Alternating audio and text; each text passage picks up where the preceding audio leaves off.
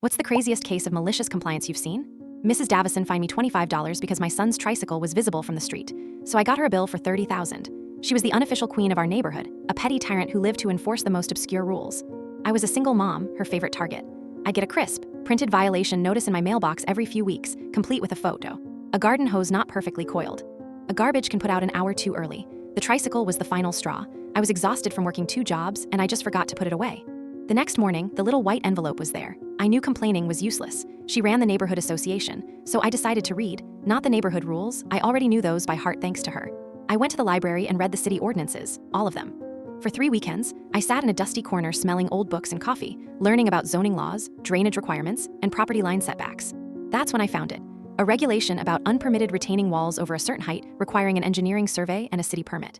Mrs. Davison's prized, multi-level patio was built into a slope, held up by a beautiful stone retaining wall that was easily twice the maximum height.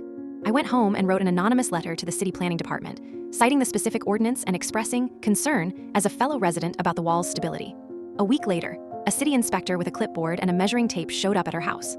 I watched from my kitchen window as Mrs. Davison came out, smiling and confident. The smile slowly vanished as the inspector started measuring the wall. Her voice got louder and louder until she was just screaming at him from her perfect, unpermitted porch.